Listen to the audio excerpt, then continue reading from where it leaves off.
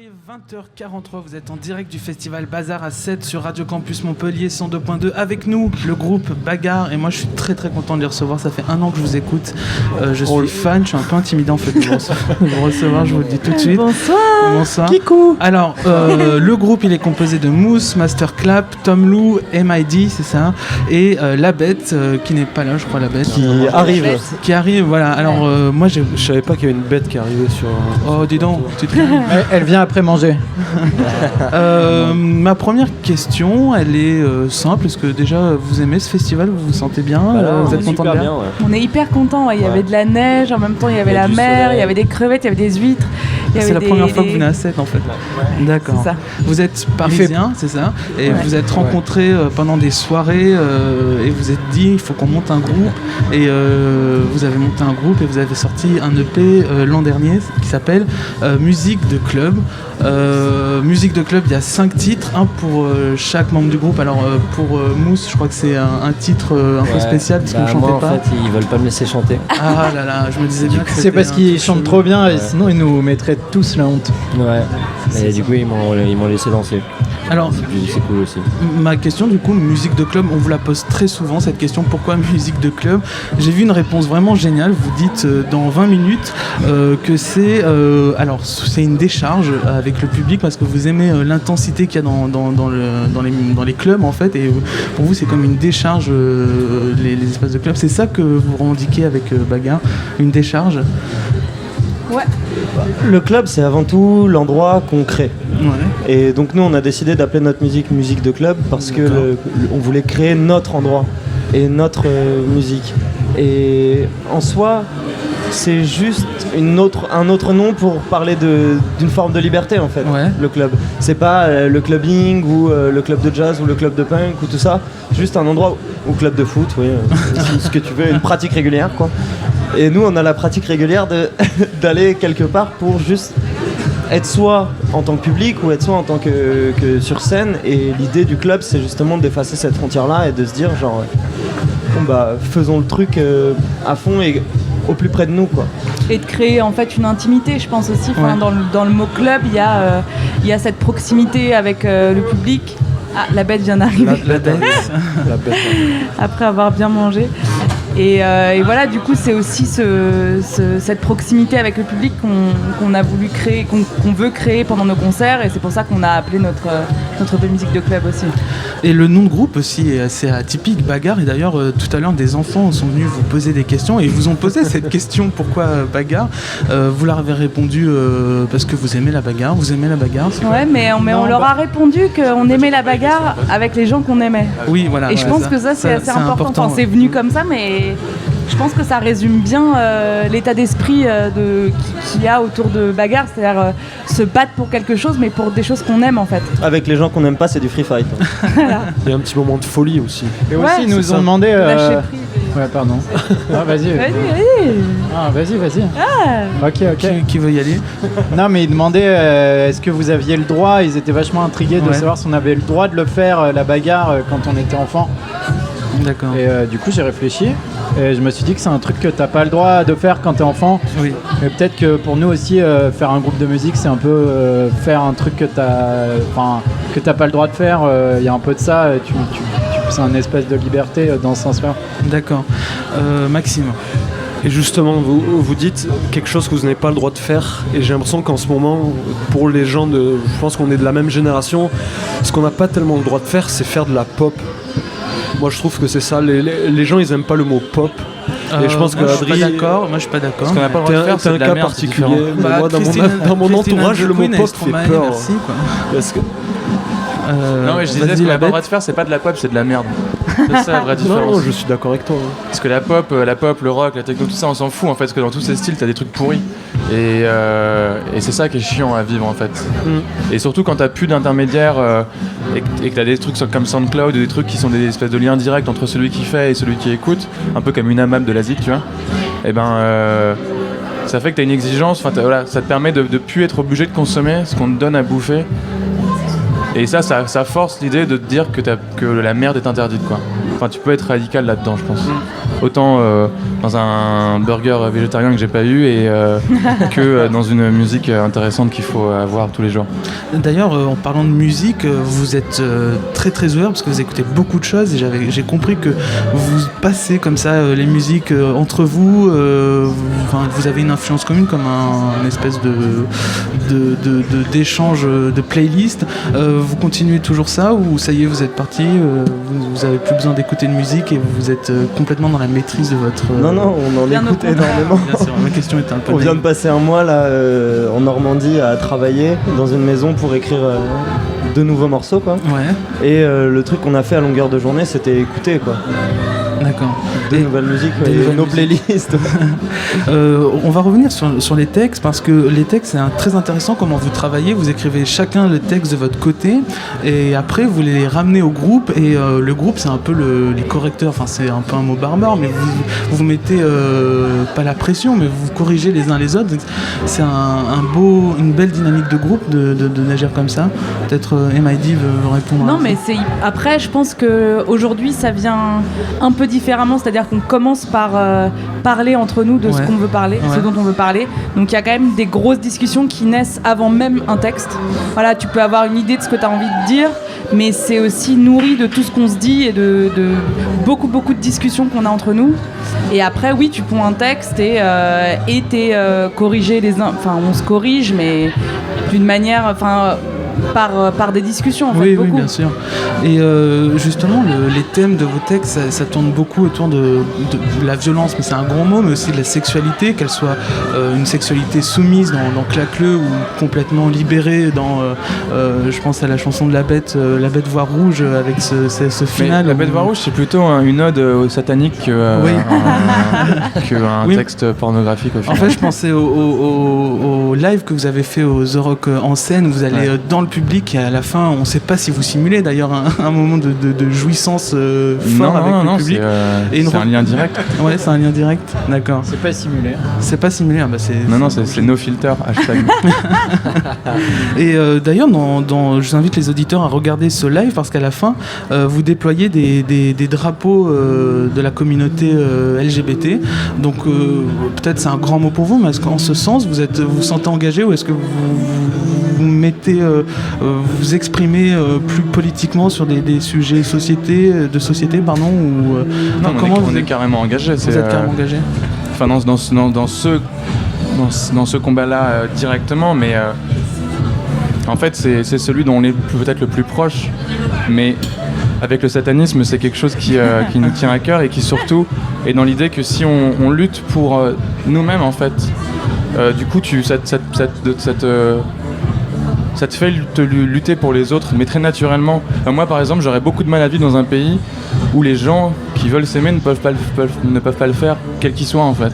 Donc, c'est ce truc premier qui fait que voilà, tu vas faire pour d'autres. Ou après, il se trouve que on a pris celui-là parce que ce combat-là, parce qu'on est le plus proche, mais il y en a plein d'autres, en fait. Mais le drapeau est très joli quand même. Puis voilà, c'est peut-être le plus beau des drapeaux. C'est un peu comme Elmer le poisson. C'est un poisson libre. Il est plein de couleurs. Elmer, c'est l'éléphant. C'est un éléphant, ouais. Ah, c'est quand il s'appelle comment le poisson, c'est arc-en-ciel. Mais les deux, de toute façon, ils sont hyper libres. Ouais. Les poissons sont hyper libres. Peut-être que l'éléphant voulait être un poisson d'ailleurs. Ouais. Ou inversement. Et il serait libre. Mais c'est ça le problème, c'est que les poissons, parfait. ils sont libres, mais il faut faire gaffe parce qu'ils parfois ils sont peut-être pas libres très longtemps, quoi. Ouais. Maxime, tu avais quelque chose à rajouter parce que toi, tu découvres un peu Bagarre en fait. J'entends plutôt mal tout ce qui se dit, donc j'aimerais poser des questions. On vient de dire que tu kiffes les poissons. J'ai entendu arc-en-ciel. Et les poissons arc-en-ciel. Les poissons. Bah alors laisse-nous dans nos conversations de poissons et les textes aussi, moi je les trouve très forts et en même temps parfois ils peuvent être un peu pas dépressifs mais assez mélancoliques ou tristes et pourtant il y a une musique ultra énergisante qui donne envie de danser, qui va à l'encontre parfois de je pense au gouffre où il y a des choses assez en termes d'image assez fortes dans l'écriture et pourtant on a envie de danser sur ce titre. Ce contraste-là, il vous intéresse ou c'était pas forcément quelque chose que vous avez imaginé au départ aussi, clairement, il y avait l'idée d'avoir à la fois une musique. Mais je pense que le meilleur endroit pour je sais pas, en effet, se décharger ou expier quelque chose, c'est la danse ou l'oubli de soi. Et en effet, après, voilà, on utilise la mélancolie parce que c'est quelque chose qui fait écrire des chansons et qui amène des thèmes très forts. Et la danse, c'est un remède, je pense. Et les deux vont ensemble. En réalité, c'est comme si tu avais la pulsion de vie et la pulsion de mort qui étaient au même endroit, quoi. Toujours au même endroit. Et les clips justement qui sont, on passe aux clips du coup, et les clips qui sont réalisés par deux personnes, je crois, Adrien et Thomas, c'est ça, qui vous ont fait un clip par personne. Une galerie de portraits. Une galerie de portraits, donc c'est à la fois un portrait du groupe et un portrait de chacun dans le groupe. C'est très fort esthétiquement, mais aussi c'est sobre. Il y a pas de, c'est en noir et blanc et il y a des idées simples mais qui sont tellement bien utilisées, je trouve. Et j'invite les auditeurs à aller voir ça. C'est vraiment assez incroyable. C'est vous qui avez imaginé ça ou comment est venue cette idée de départ? Quand on n'a pas beaucoup d'argent, faut avoir des bonnes idées. Ouais. Je pense que VLF, donc c'est 2-3 personnes, parce qu'il y a aussi Antoine Roux qui a participé à ces clips, ont eu la bonne idée de quelque chose de simple mais très efficace et qui nous a plu tout de suite. Et je pense que ça passe aussi par une bonne compréhension de notre musique. Enfin, on a travaillé avec eux, pas pour rien, c'est parce que on a d'abord écouté avec eux les morceaux de cette EP et qu'ils ont eu les mots, voilà, des mots qui sont pas les nôtres mais qui expriment exactement ce qu'on veut dire. Et là, tout à coup, tu te dis ok, bon bah, let's go les gars, faites ce que vous voulez. Et puis, dans ces clips, il y a une forme d'urgence qui est assez intéressante, qui va avec un peu tout ce qu'on dit, tu vois, les textes, la danse, le combat LGBT. Enfin, en fait, t'as des trucs qu'il faut faire tout de suite maintenant et il faut les faire, quoi, quels que soient les enjeux. Et donc il y a un truc, nous on voulait ce truc-là, radical, brut, direct. Voilà, la couleur, on s'en fout, on n'a pas le temps. Pareil, pas de décor, on s'en fout, on n'a pas le temps, on n'a pas besoin d'avoir d'autres gens, on n'a que nous, on fait notre truc. Et ça, c'est important, je pense, toute cette idée-là de il le faut tout de suite, quoi. Bien sûr. Et sur l'aspect visuel de votre groupe, vous êtes toujours en survêt Adidas avec une chaîne chacun. Ça fait un peu penser à ces artistes en fait qui sont Total, qui c'est pas simplement de la musique, c'est un concept ce que vous proposez. Vous êtes influencé par des artistes qui font ça aujourd'hui. On pense beaucoup à Stromae ou à Christine and the Queen qui englobe vraiment. Moi perso, c'est plus Kanye West, mais Kanye West, ouais. Il y avait les Ramones aussi comme influence pour les costumes. Ouais. Enfin, c'est plus l'idée de costume d'avoir un uniforme, en tout cas un habit de parade un petit peu. Les chaînes, c'est venu de Isaac Hayes, qui s'était fait un costume en chaîne. Ouais. Et du coup, on aimait d'argent pour tout. Ouais. Du coup, on a pris que les chaînes du coup. Mais c'est très fort, en tout cas ça marche quoi. Il y a juste avec. Mais je pense pas que c'est maintenant, tu vois, tu dis Stromae, Christine and the Queens et tout ça, et moi j'ai dit Kanye West, mais en fait la plupart des artistes qu'on a kiffé dans le temps, on va dire à l'ancienne quoi. En vrai, ils ont tous fait ça. Tu vois, c'est toujours tout le temps. Même ils ont fait des films, certains. Tu vois, les Beatles ont fait des films, les Who ont fait des films. Ils sont tous pourris leurs films. Tu vois, mais c'est pas grave. Ils se sont testés.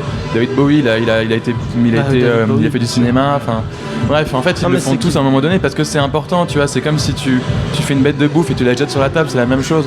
C'est que t'as besoin. Le truc, il faut l'habiller. Ça a un sens, quoi. Puis au-delà de faire des films ou quoi, c'est qu'ils véhiculent quelque chose. Et en effet, là où tu disais quelque chose, genre bagarre est une idée. En effet, c'est plus c'est pas seulement. Nous, on n'a pas envie de faire juste de la musique, voilà, on a envie d'aller au bout de notre idée. Et ça passe par la musique. C'est un rituel, c'est un moment, tu vois. Quand un concert, ça commence, il y a un moment au milieu et ça finit. Pareil, quand tu écoutes un CD, tu ouvres ton CD, tu regardes le CD, tu mets le CD ou tu mets ton vinyle, tu mets le MP3. Parfois, tu peux avoir une frustration qui est à ce niveau-là, et ça, c'est important, tu vois. Tu as un moment, c'est un moment donné. Voilà, la musique, c'est un moment, c'est pas simplement un clic ou du BPM, quoi. C'est un moment. Et en parlant de CD, justement, on attend votre album avec impatience. Alors, on a déjà des dates, c'est pour 2017 que vous allez sortir votre album. Vous allez jouer des morceaux là ce soir du prochain album? Non, c'est 3017. C'est 3000. Il y a eu une erreur. Nous, on se préserve pour le prochain Minet. On a vu que celui-là, il a l'air d'être bien pourri. Donc, on a préféré se mettre bien. Mais pourtant, on a besoin de vous, justement, en 2017. On n'a pas besoin que vous soyez là en 3000, mais en 2017, parce qu'on a besoin de gens, justement, engagé, comme vous le disiez. C'est une urgence que vous soyez là en 2017. En fait. Non, vous n'avez pas l'impression? Dans ce cas-là, Ça, c'est une affaire pour Bruce Wayne. on reviendra. D'accord. Donc On va y penser alors. l'album en 2017, c'est sûr, on pourra l'écouter, pas. Non, mais si. Juste pour On moi, est- dites-moi oui. Quoi. A priori, Ça me fait plaisir. on ne sait pas, mais ça serait une bonne chose. Ouais. Parce D'accord. que l'important, tu vois, c'est qu'on fasse des bons trucs. C'est pas qu'on soit là au bon moment. C'est faire de la bonne musique. Là, nous, on fait de la musique. On fait pas, tu vois, enfin, on fait ce qu'on peut pour répondre à des choses qui se passent. Ouais, mais en ouais, fait, on bien est sûr. témoins. On n'est Mais vous pas êtes pas des dans acteurs vous êtes pas dans directs. l'urgence. Si, nous personnellement. Mais après, Tous les jours, en fait, mais- il faut quand même que la musique existe. Parce que vous disiez justement dans des interviews que l'album, c'était pas très important pour vous en soi, mais que ça vous permet de Non, vous c'est pas- légitimer par Non, rapport c'était à la l'industrie. question du format aussi. Le format, ouais. Non, mais puisque on voit qu'aujourd'hui on consomme moins de musique sur des formats albums Ouais, et qu'on ouais. est plus dans une espèce de patchwork de playlists de logiques de C'est style ça. qui sont éclatées et tout ça. Et au final, je crois qu'on s'est un peu, on a un peu évolué là-dessus en se disant genre, bah on va jouer le jeu de l'album et on va essayer de faire un objet sonore et visuel et d'aller d'un point A à un point B et de jouer l'idée de cette entité au lieu de sortir, je sais pas, une track tous les 2 mois et. Non mais oui, on avait d'abord pensé à éventuellement sortir plein de singles les uns après les autres. Après on s'est dit ok non, on veut faire un album mais dans ce cas-là on veut qu'il y ait 30 tracks dessus. Enfin, on passe par plein de choses et on verra ce que ça donne comme objet 50, au final. ouais. Mais En vrai, on veut un peu tout. C'est aussi ça, c'est que. on est excité. Et... Non mais c'est qu'on a le choix de... Tu vois, c'est pareil, on nous demande trop de trucs en fait. On nous demande trop de questions, genre t'es qui, tu viens d'où, tu fais quoi, tu veux quoi. Genre en fait, je suis personne, je veux tout et je vais nulle part. Non mais c'est ce truc là de on s'en fout. En fait on voudrait sortir un album mais aussi on voudrait sortir des tracks une par une. On voudrait avoir des tracks qui soient des tracks pour le club, qui soient juste instrumentales. On voudrait faire un clip pour chaque morceau et en fait peut-être qu'on n'en fera pas. Mais voilà, en vrai c'est pour ça qu'il y a un peu plein de réponses et qu'il n'y en a pas et que nous on mise toujours sur l'idée que quand on a un bon truc qu'on sent, on le fait. Et voilà, c'est pour ça que parfois, en fait, le temps, ça varie. Tu vois, si on veut faire un bel album, il faut qu'il soit beau, faut pas que ça soit juste un album. Oui, bien Il sûr. faut pas répondre à une attente justement d'un marché qui te dit tiens, si t'as pas un album, tu tournes pas en festival, si t'as pas un album, blablabla. Faut se dédouaner de ça, mais après, il faut quand même jouer le jeu. Si tu joues le jeu, faut autant jouer le jeu pour le biz que pour le vrai truc qui est en fait la musique, quoi. Quelqu'un voulait Mais, réagir, oui. Ouais, bah après juste c'est vrai qu'il y a, je pense qu'on a ça, c'est vrai, et en même temps on a une urgence interne à sortir les morceaux en fait qu'on est en train de composer.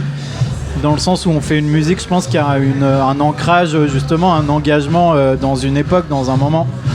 Et notre inspiration, qu'elle soit musicale ou textuelle, en fait, elle a un sens quand même par rapport à une certaine période, tu vois. Ouais. Et du coup, voilà, je pense que le morceau, si on attend trop aussi, ça va être bizarre pour nous en fait. Mais pour le texte, parce que ça parle d'un moment plus ou moins précis, mais pour la musique aussi en fait, parce qu'on essaye de suivre aussi, la mode, mais au bon sens du terme, de toutes les nouveautés qui peuvent se faire et tout. C'est pour ça qu'on est dans un flux tendu d'écoute. Peut-être que les morceaux, si tu vois le morceau féministe qu'on est en train d'écrire, peut-être qu'en 2017 il y aura peut-être plus de femmes. Peut-être que ça servira plus de faire un morceau féministe. Ok, faut qu'on ça se avance de dépêche. plus en plus vite. Peut-être qu'il y aura donc que il faut des hommes être, et du coup ce sera chelou de. Finalement, ce sera peut-être pour il 2017. faudra repenser les morceaux de cul parce que si on fait ça dans des machines, peut-être qu'on ce fera sera du bizarre. vintage du coup en 2017. Peut-être, mais en tout cas, on suivra votre création. J'ai une question pour vous, MID, parce que vous êtes la seule fille du groupe. Alors, je sais pas si c'est intéressant de dire ça, mais en tout cas, quand on regarde Claque-le, on a l'impression que là, autour de ces garçons qui s'appellent La Bête, entre autres, vous imposez, quoi. Vous êtes vraiment, vous y allez, quoi. En plus, il y a une idée vous mettez en soumission vos partenaires quand même. C'est assez fort, quoi. Est-ce que vous voyez l'impact que ça peut avoir? Ouais, quoi. bah je pense, en fait, moi c'est du coup la première chanson que j'avais en lead dans Bagarre. Et je pense que c'était assez important de montrer cette forme de force féminine qu'on peut avoir. Et de la même manière, je veux dire, la bête sur La Bête Voix Rouge, par exemple, est très féminine. Ouais. Il y a plein de on est des personnages qui, c'est de rendre au plus fort nos personnages. Et je pense que c'est la première chose qui m'est venue. Et après, la suite sera peut-être autre, mais... Oui, sinon on en prend plein la gueule. Vous en prenez plein la gueule par MID. Oui, après, si on rentre dans le... Tête du groupe, c'est ça? Il n'a pas vraiment de tête de groupe, non? Ouais, c'est moi. C'est moi. Ça se- Ah non, c'est moi. Ça se saurait hein, s'il y avait une tête dans le groupe. Ça serait. Ce serait la tête à claque. Vous allez nous jouer quoi ce soir? Est-ce qu'on va avoir droit à la performance de La Bête Voix Rouge ou pas? Tu vas. T'as des thunes? J'ai rien sur moi. On peut te faire une ristourne. Tu sais, un album ça se fait pas comme ça. Hein. Oui, non. Bah ouais, bien sûr, ouais. Vous allez la faire? Vous allez... A priori, ah, oui. Ah, waouh, génial. Dans le froid et tout, comme ça, Ouais. vous allez nous réchauffer en Bah, fait. c'est un peu l'idée. Il fait pas si froid à 7. Il fait même il plutôt fait- chaud. Chaud, Il fait chef. chaud, ouais. Ouais, c'est- Bah, les auditeurs ne Ah, voient ça pas. commence. Non mais du coup faut la faire jusqu'au bout. Ouais, mais en fait, je me suis foiré. Est-ce que vous êtes chaud 7? Ouais. Ah. Ouais. Attends, sinon c'était quoi? Je suis upset. Eh, ce soir on va être bourré, on va repartir en poux. Oh l'enfer. J'en ai plus, on a galéré sont, de ouf, on en a ouais. trouvé 3, elles sont ridicules. Bah, en tout cas, moi j'attends ça vraiment avec impatience. C'est De quoi, vraiment- les jeux de mots? Alors, les jeux de mots du coup, mais aussi cette performance, parce que moi je trouve que c'est vraiment une performance que fait La Bête du coup. Et vous descendez dans le public. Mais arrête et- de me vous voyer depuis tout à l'heure, tu me vous vois. je suis très impressionné, je l'avais dit en début d'émission. Ah, que je désolé, vous t'étais écoute pas là. beaucoup. Non, bah alors que. Ok, bah bon, bah vous, moi, vas-y. ça. Bah voilà, donc Mais après, ça te met bien, Monsieur vas-y. La Bête, Monsieur Madame la Bête, a priori, c'est un féminin. Hein. ah oui, mais vous êtes un monsieur quand même. Ou... Ouais, c'est franchement pareil, en 2017, il n'y aura plus rien de tout ça. Ah, bien. bah voilà, donc Les gens, les trucs, on peut prendre rendez-vous pour 3017. Mais ça vous dit prenons rendez-vous en 2017. Eh ben ça marche, on sera tous là. Une question, Maxime, j'avoue que t'as l'air très inspiré par tout ce qu'on dit là. Qu'est-ce qui se passe? Il entend rien, Maxime. Maxime, c'est le un pauvre. kiffeur de poissons et de Tech Life. Maxime n'entend rien. Et oui, je kiffe les poissons et Tech Life. merci Bagar. Bah, merci Bakar, on va peut-être pas vous retenir plus longtemps. Moi j'aurais Ah, mais aimé là, que on cet est bien. échange dure Ah, un peu plus. on était ravis en tout cas. Eh ben voilà, moi j'ai Ah, très hâte t'en discutes, de vous voir en live. Peut-être un dernier mot, un conseil aussi à nos auditeurs, un film, une musique, quelque chose que vous avez envie de partager, une découverte. Moi, Ah si, ouais, moi j'ai un truc. Alors, non, je sais pas. Non, moi, Allez, je, dis-nous. juste moi, je vous kiffe, voilà, je voulais dire, je vous kiffe. Ça, c'est mousse. C'est mousse, ouais. Et je vous kiffe. Je parle pas C'est assez, du l'amour coup, et je le vais le dire soleil. plein de fois. Moi C'est j'ai un ce que truc à dire. conseiller si vous avez peut-être pas. Vous avez? Il y a Nausicaa. Bah, Ouais, moi, chacun peut aussi. Moi il y a pas longtemps j'ai lu en scan. Ouais, je l'ai pas acheté. Nausicaa. En fait c'est le manga c'est un manga de Hayao Miyazaki Ouais. qui est Hayao. sur qui est sur 7 tomes si je me trompe pas. Ouais. Et qui est genre un truc de ouf. En fait ça te fait tu sais, ça te fuck ton mind. Maudit niaise. Mais ouais, bro, ça fuck ton mind. Ça fuck ton mind, maudit niaise, et après tu regardes la Terre avec un autre regard. Mais non, c'est un truc de ouf. En fait, c'est un espèce de péplum. Je sais pas, un truc. J'aime pas l'idée de l'espèce de fable écologiste parce qu'on est bien au-delà de ça. Et puis c'est pareil, c'est ultra féministe, c'est c'est pacifiste de ouf. C'est incroyable. En vrai, je l'ai lu et j'ai mis 5 jours à m'en remettre. Ah, Donc je vous le conseille tous. Après, ce qu'il en a fait un manga animé qui est hyper bien, qui a un bon petit résumé, mais le manga à lire, il est incroyable. Merci Bagar en tout cas d'être venu parler Merci. au micro de Radio Campus Bonsoir. Montpellier. J'espère Ciao. qu'on se retrouvera. Ciao ciao.